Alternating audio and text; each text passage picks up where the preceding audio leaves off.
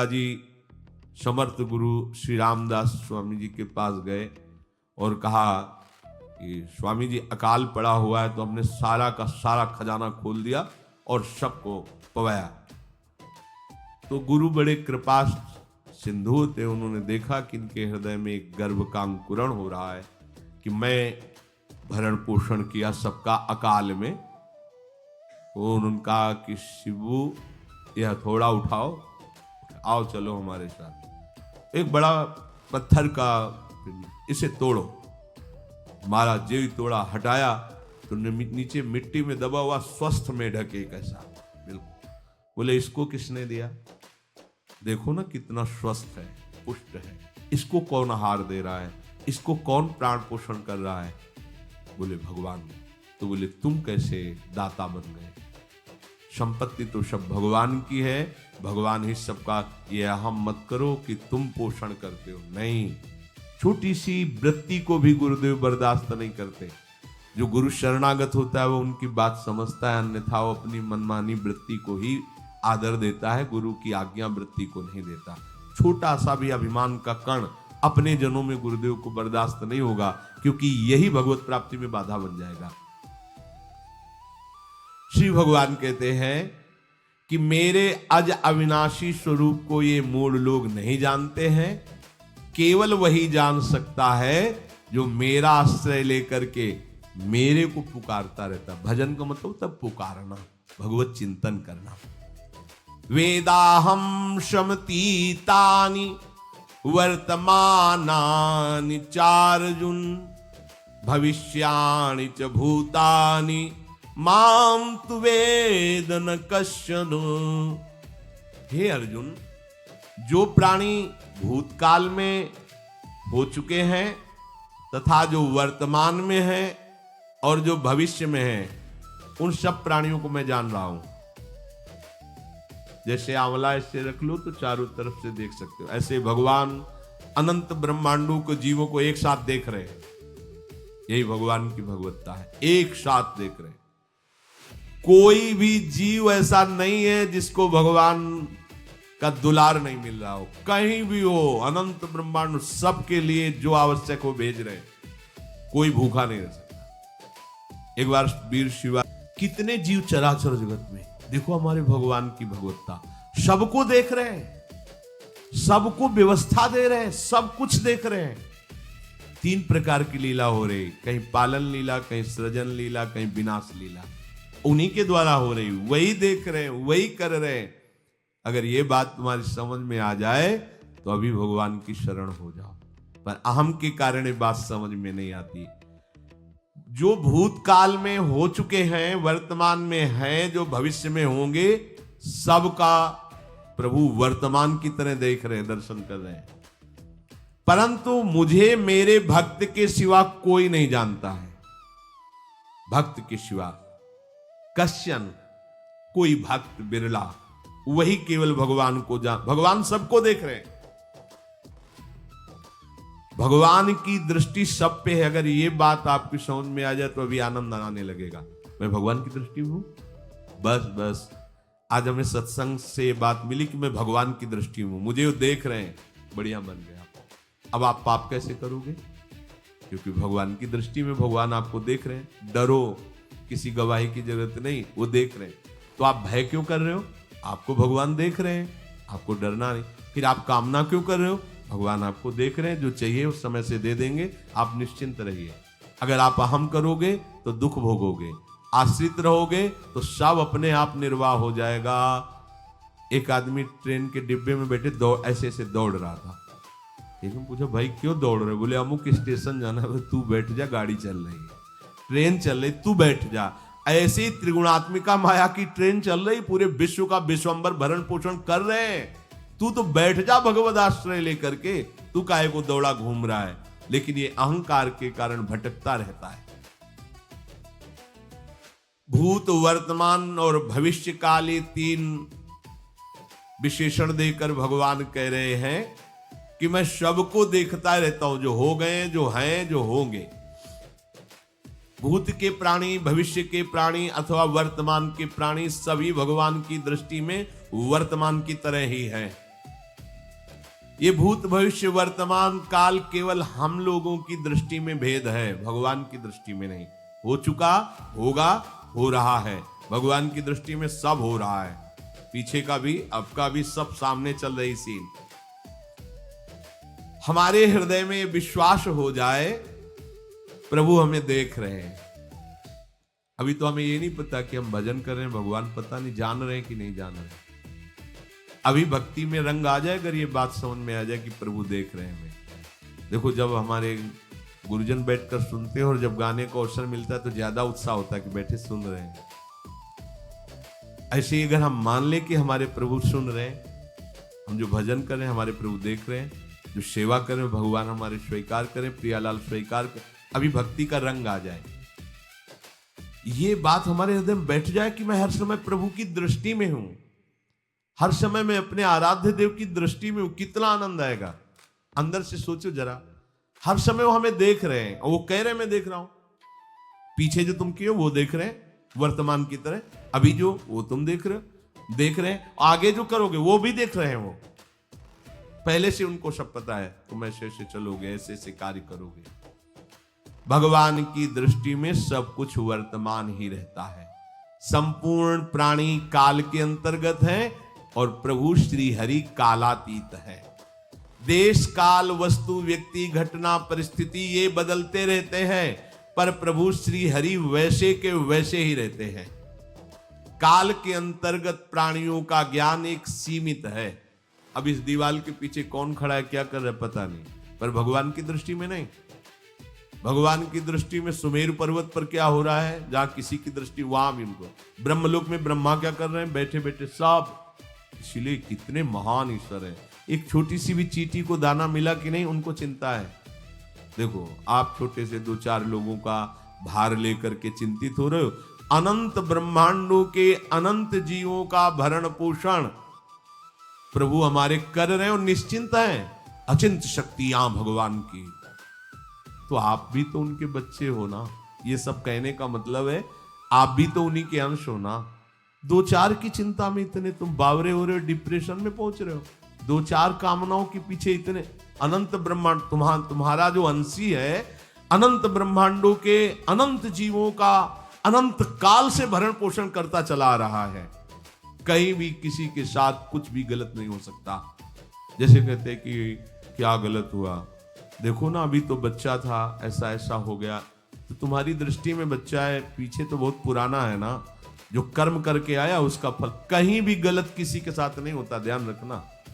जहां कुछ होता है, अभी हमने देखा मनो कि ये तो बहुत गंदा है, तो सीधे जा रहा था, ये आदमियों ने मिलकर इसे पीटा, अभी सीधा चल रहा, पीछा टेढ़ा चल के आया है, और जिनको पीटा है वही आके इसे पीट रहे हैं। अब हम वर्तमान को तो देख रहे हैं ना, पीछे की बात तो देख नहीं रहे ना, और भगवान पीछे की देख रहे हैं कि इसने पीछे बहुत ऐसा गलत किया, उसका हिसाब इसको मिल रहा है, इसलिए चुपचाप देखते रहते हैं। ध्यान रखना, इतना भी गलत नहीं हो सकता इस सृष्टि में।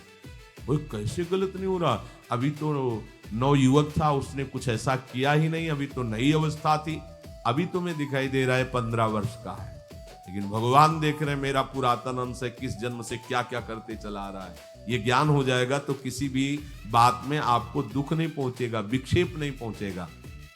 नहीं, बड़े बड़े विक्षिप्त हो जाते हैं। एक गौतमी नाम की महान तपस्विनी थी, महाभारत में कथा आती है, उसका एक ही पुत्र था और उसको सांप ने काट लिया। तो वहां की कुल भील उठा के लाए और कहा, देवी मां ये देखो सांप ने तुम्हारे बेटे को काट लिया। तो उनका इतनी सामर्थ्य सांप की कैसे हो गई कि मेरे बेटे को काट लिया और मेरे से भय नहीं माना। आकर्षण वृत्ति जीव ही की सांप सामने आ गया, तूने क्यों काटा, मैं तुम्हें भस्म कर दूंगी। तो आपने कहा पहले हमारी प्रार्थना सुन लो। मेरे सर पर मृत्यु ने आकर के अपना शासन जमा लिया और कटवा दिया, मेरा कोई दोष नहीं। मृत्यु का आकर्षण किया, महान तपस्विनी, भगवान व्यास देव जी ने ये लीला कथा गाई। मृत्यु का आकर्षण किया, साक्षात मृत्यु सामने आ गई, थर थर कांपने लगी। गौतमी जी ने कहा मैं अपने तपस्या के बल से तुम्हें भस्म कर दूंगी। हमारे ऐसे निष्पाप बालक को तुमने सांप के द्वारा प्रेरित करके कटवाया। बोले मेरे ऊपर काल का शासन है, काल ने मुझे प्रेरित किया, मैंने सांप को प्रेरित किया, मेरा कोई दोष नहीं, ये काल का शासन। काल का आवाहन किया, काल उपस्थित हुआ। काल ने कहा कि मेरा इसमें कोई दोष नहीं, इस बालक के पूर्व जन्म के कर्म के द्वारा मैं प्रेरित हूं। इस बालक के कर्म से प्रेरित होकर मैंने मृत्यु को प्रेरणा की, मृत्यु ने सांप को प्रेरणा की और इसने डस लिया। अब आप बताओ किसका दोष है? शांत हो गई, क्योंकि इस बालक के ही तो कौन काहू के सुख दुख कर दाता, निज कृत कर्म भोग सुन भ्राता। कोई किसी के सुख दुख का हेतु नहीं है, अपने कर्म ही है जो हमको दुख सुख देते हैं। और ये भगवान देख रहे हैं। कोई, जैसे आपको अभी मनुष्य शरीर मिला, स्वतंत्रता है। अब आप जो पापाचरण चाहो, छूट है, कर सकते, या जो पुण्य कर्म चाहो कर सकते, या भजन करना चाहो कर सकते हो। ये स्वतंत्रता केवल मनुष्य शरीर को दी गई है।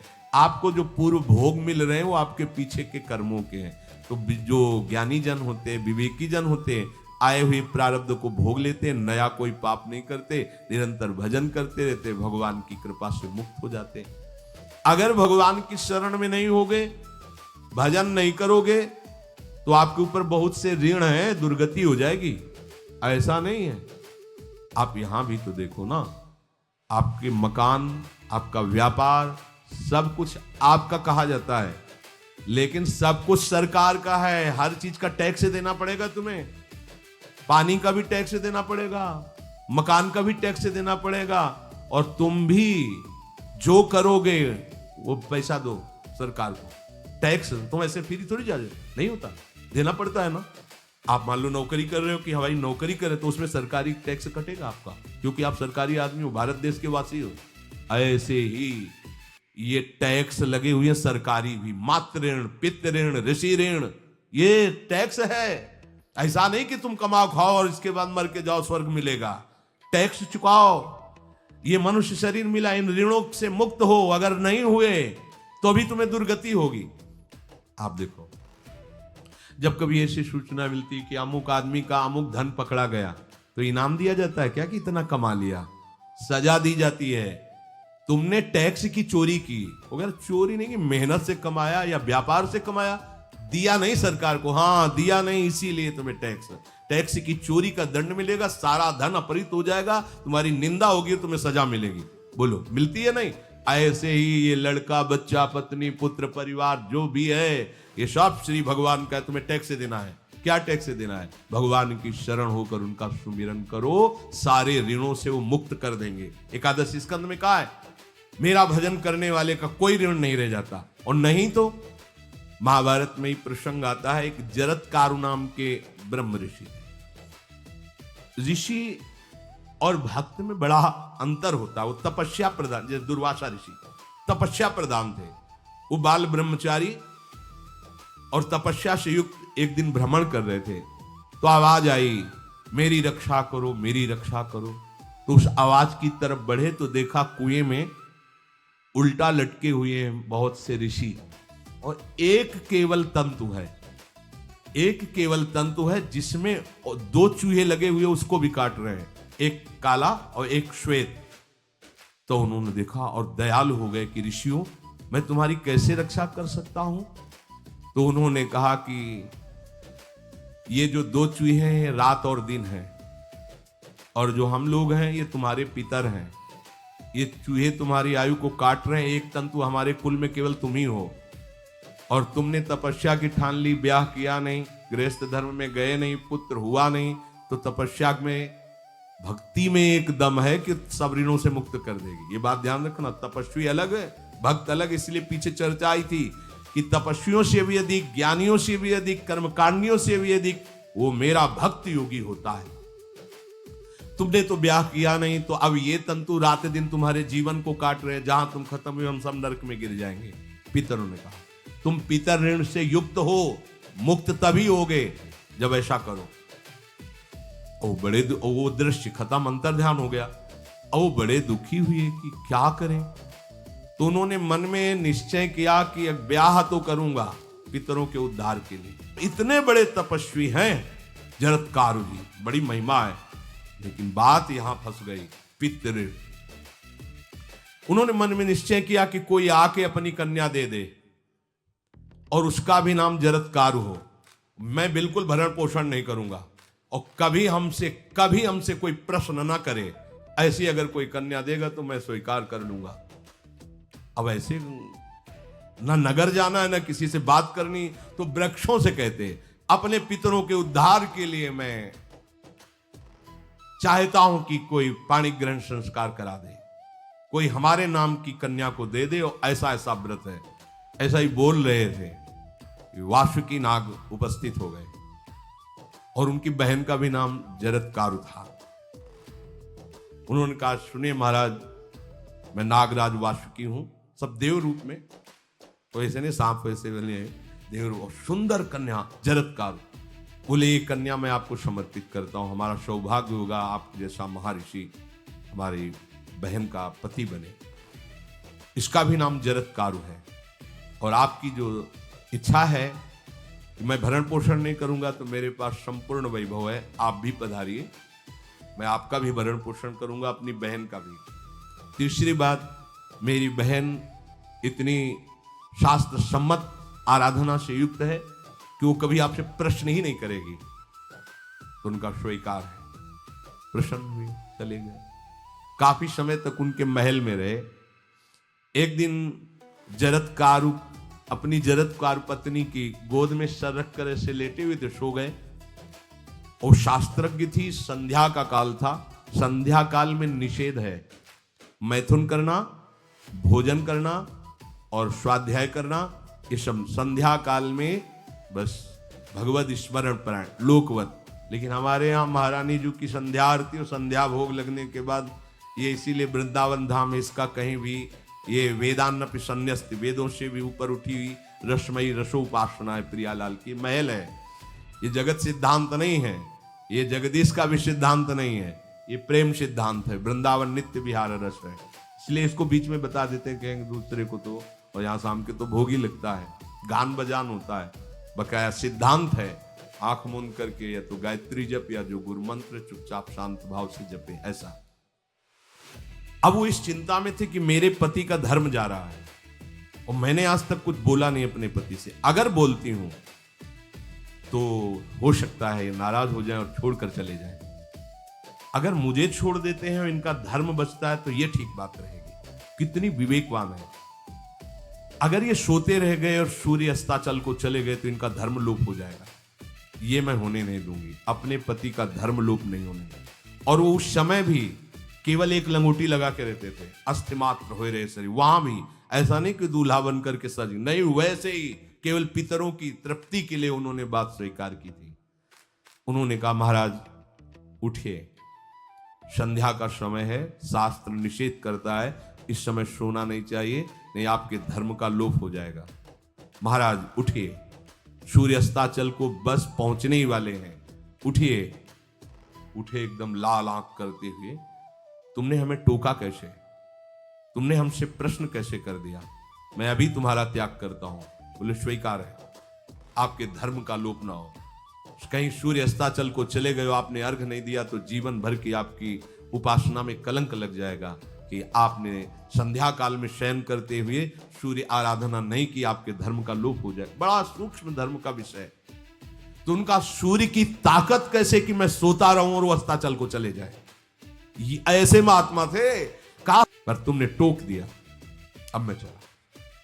जब चले तो उन्होंने कहा, हमारे गृहस्थ धर्म का जो फल होता है, आपके पाणी ग्रहण स्वीकार का जो फल होता है, उसको बिना दिए आप कैसे चले जा रहे हैं। तो उनका आस्ति वो है, चले गए। उसी से आस्तिक मुनि का प्रादुर्भाव हुआ, और उन्होंने आगे बड़ा चरित्र है उनका, आस्ति, तो उसी से नाम रखा आस्तिक। आस्तिक उन्होंने जन्मेजय की यज्ञ को बंद किया। आप सोचो, एक पितर की तृप्ति के लिए उनको ये सब करना पड़ा। और श्री हरिशरणम और निरंतर भजन, तो मातृ ऋण, पितृण, देव ऋण, ऋषि ऋण, सब ऋणों से उपासक मुक्त होकर के परम धाम को जाता है।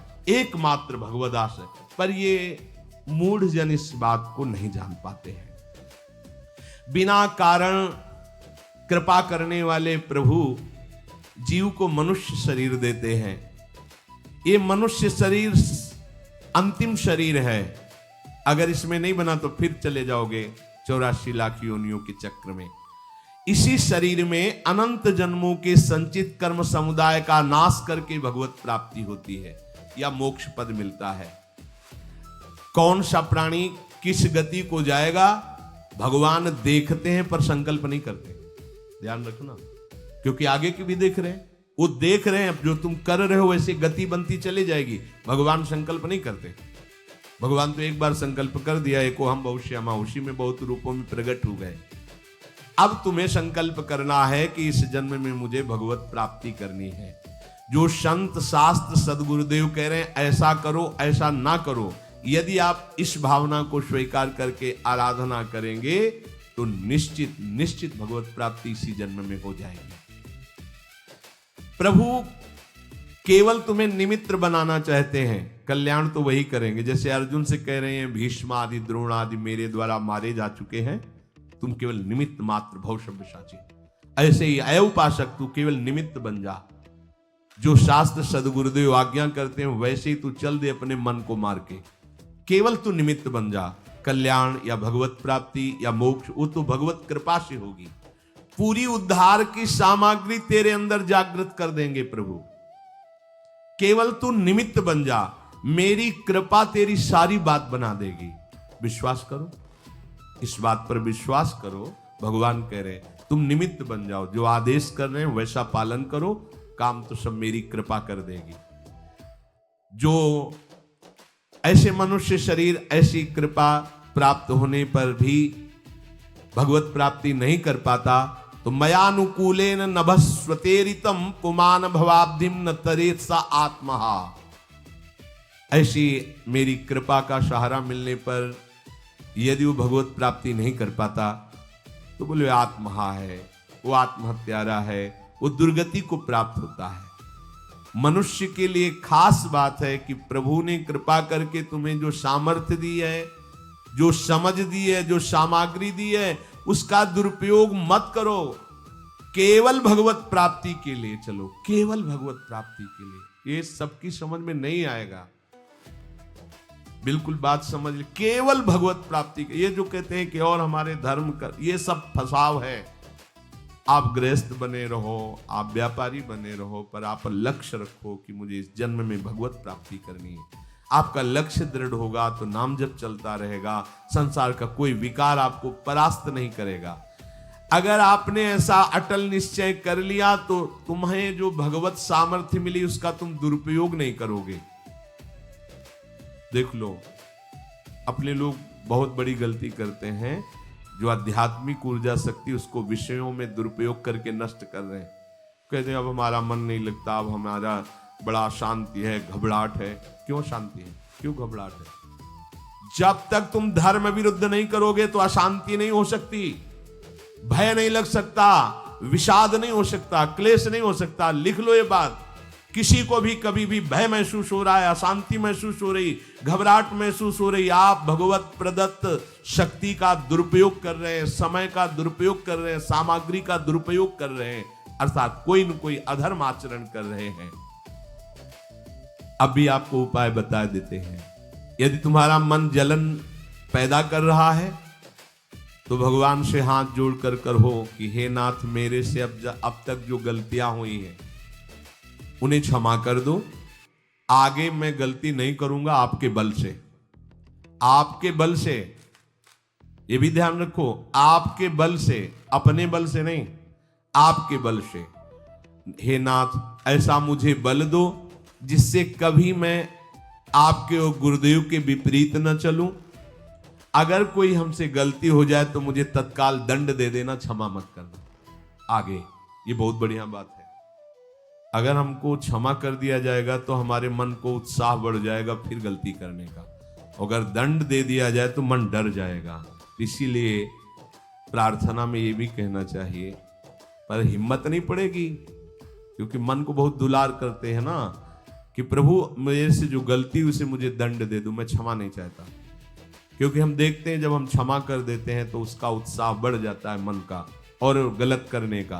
प्रभु इसे क्षमा मत करो, इसे दंड दो। एक बार इसकी भरपूर बेइज्जती होनी चाहिए। जब इसको सब देखेंगे हाँ ये, तो अपने आप ही मन सही रास्ते में आ जाएगा। प्रभु आप क्षमा कर देते हो और बात गुप्त रहती है तो इसको बढ़ावा और मिल जाता है और पापाचरण कर, क्योंकि ये दुष्ट है ना। अगर साधु हो तो बचत हो जाए कि देखो प्रभु ने इस गलती को छुपा दिया और कोई जाना भी नहीं और क्षमा भी कर दिया, अब मैं आगे से बिल्कुल नहीं करूंगा। ये दुष्ट है ना, ये ऐसा नहीं करता। क्षमा हो गई तो उसको लगता है आगे भी क्षमा हो जाएगी, चुपचाप चलो मनोरंजन करते हैं। नहीं प्रभु मुझे दंड दीजिए, जैसे कुंती जी कहती है मुझे विपत्ति दीजिए, ऐसे उत्तम भक्त वही है। हे नाथ, आज तक जो गलतियां हुई क्षमा कीजिए, आगे गलतियां नहीं होंगी, ये मैं आपके बल से कह रहा हूं। प्रभु यदि मेरे से चूक हो जाए तो आप क्षमा मत करना, मुझे दंड देना, जिससे मेरा सुधार हो जाए, मैं आपके अनुकूल चलने लगूं। मनुष्य की असमर्थ दो तरह से होती है। एक असमर्थ कि वो कर ही नहीं सकता, जैसे किसी से कहा जाए कि तुम ये मकान उठा करके वहां रख दो, तो कर ही नहीं सकता। ऐसी सामर्थ्य जो आप में करने के लिए भगवान कभी आदेश ही नहीं देंगे, ध्यान रखना। एक बात ध्यान दीजिए, कोई भी ऐसी भगवद आज्ञा या गुरु आज्ञा नहीं होती जो आप नहीं कर सकते। आप जो कर सकते हैं वही आज्ञा होती है। दूसरी असमर्थ ये होती है कि करना चाहता हूं, समय भी है, पर पता नहीं कोई अंदर से करने नहीं देता। भजन करना चाहता हूं, ब्रह्मचर्य से रहना चाहता हूं, और अनुकूल कृपा भी है, सत्संग मिल रहा है, धाम बात सब, पर कोई हमारे ऊपर सवार हो जाता है और हमसे ऐसा करवा लेता है। यह है प्रमाद, यह है मूढ़ता, यह साधक को नष्ट कर देती है। दो प्रकार की असमर्थता की बात हुई। एक ये कि भाई हम असमर्थ हैं, कहा गया कि इस मकान को वहां उठा के रख दो, नहीं रख सकते, तो ऐसा आदेश ही भगवान और गुरुदेव का होता नहीं होगा। और अगर आदेश हो गया है तो आप उठा के देख लेना, आप उठा लोगे। अगर आपको यह ध्यान रहा कि गुरुदेव की आज्ञा है, हरि की आज्ञा है, हो जाएगा। हम कई बार आपको कहा है, अंगद को ऐसे मसल दें, ऐसे वीर थे रावण की सभा में, पर राम प्रताप सुमिरपन रोपा। इस सभा में कोई बड़ा वीर हो, मेरा पैर उठा दे, राम जी सीता जी हार जाएंगे, वापस चले जाएंगे। ये बात थर्रा देने वाली बात है। घबरा आराध्य देव और माता जानकी दोनों को दांव में लगा दिया, उठा दे कोई पैर, पर उनको भरोसा था कि मैं राम के बल पे कह रहा हूं। राम बल आकर के विराजमान हो गया, कोई नहीं उठा पाया। आखिरी में रावण झुका, मेरे झुकने से, मेरे सामने झुकने से तेरी बात नहीं, तो जो बार बार जिनको मनुष्य कह रहा है उनके चरणों में जा। मैं उनका एक तुच्छ दास हूं, यदि आदेश हो जाए तो घूंसा से सबको मार करके तेरी पत्नियों को बंदी बनाकर और तुझे अभी राम जी के सामने डाल दूं। ये अंगद नहीं बोल रहे थे, ये राम प्रताप बोल रहा था। ऐसे ही यदि आपको आदेश कोई शास्त्र का या गुरु का है तो आप अक्षरशः समझ लीजिए उसमें उनका बल भी है, पर हम लोग उस बल का तिरस्कार कर देते हैं। थोड़ी सी मन की डालकर उसको हल्का किया तो वो बल वापस हो गया। सीधे जो बात मानी जाती है उसमें उनकी कृपा शक्ति होती है, और जो अपनी मन की लगा की जाती है वो साधन होता है। कृपा शक्ति और साधन में अंतर होता है। तो जो हम कर सकते हैं, आदेश है, हम करना भी चाहते हैं और नहीं करते हैं, इसका हमारे अंदर प्रमाद का राज्य है। प्रमाद। लोग कहते हैं कि पता नहीं कोई हमारे दिमाग में आके कर जाता है। हाँ, भूत आता है, भूत। अब ऐसे लोगों को बावरा कहते हैं। अब इनको ऐसी जगह पहुंच जाए जहां सही निर्णय नहीं होता, और ये कर देना वो कर देंगे। उनको लगता है कोई है, बोले है, ऊपरी चक्कर है, अल्ले ऊपरी चक्कर हो, घूम रहे हो, पागल बने, ऊपरी चक्कर। कुछ नहीं, ऊपरी चक्कर नहीं, भीतरी चक्कर है। ये भीतर का तुम्हारा वासनात्मक प्रपंच ही तुम्हें नचा रहा है। विवेक का जागरण करो। किसी की अरे प्यारे, तुम हरि के अंश हो। स्मशान में रात्रियां व्यतीत हुई, स्मशान में, गंगा के किनारे, भूतों के बीच में, कोई भी नहीं, कुछ नहीं। सीम की चाप सके को तासु बड़ रखवार रमापति जासु। अकेले, न युवक अवस्था, कोई साथ देने वाला नहीं, अंधेरा, कोई टार्च नहीं, कोई व्यवस्था नहीं, हर समय एक अपार आनंद, भगवदानंद। कोई भय छू सकता है? हर समय हरि की दृष्टि में आप रहते हैं। आप भी ये प्रमाद मत कीजिए। ये प्रमाद है और कुछ नहीं है जो आप आचरण विरुद्ध कर देते हैं। अब क्या होता है, वो समझ पाता नहीं, उसके पीछे कर्म परंपरा लग जाती है, फिर वो हार जाता है कि मेरे से भजन वजन नहीं होने वाला, संयम से नहीं चलने वाला। अब वो योनि पर योनि प्राप्त करता चला जाए, ये योनि यो योनि।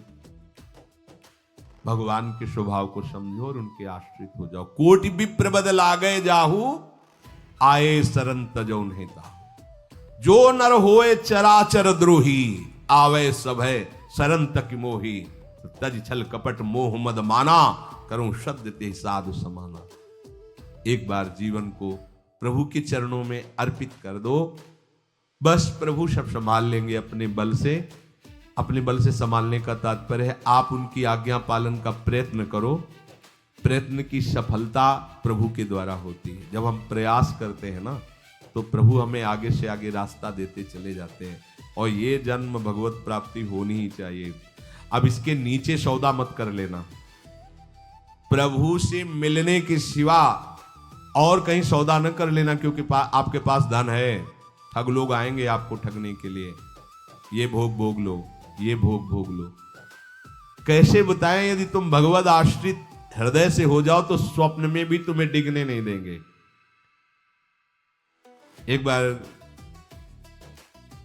किसी उपासक ने अपना अनुभव बताया कि स्वप्न में उसके सामने कई भोग सामग्रियां से भरा हुआ मकान, सब व्यवस्था, एक बहुत सुंदर तरुणी, बस हमने आपको पसंद कर लिया। ये स्वप्न की बात, हमने आपको पसंद कर लिया, हम जिसकी खोज में थे वो आप हमें मिल गई, बस अब तो हमारे जीवन धन आप ही हो।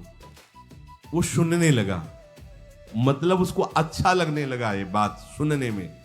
इतने में ही एक देवी प्रकट हुई, इतना सुंदर रूप कि करुणा बरस रही थी उस रूप से, और स्पष्ट कहती, ये छल है, ये कपट है, झुकना मत, देखना मत, इसकी सुनना मत। यदि सुन लिया और इसके प्रलोभन में झुक गए और इसको देख लिया तो तुम चले जाओगे, तुम्हारा आंख खुल गई। बड़ा आनंद हुआ उस उपासक को कि स्वप्न में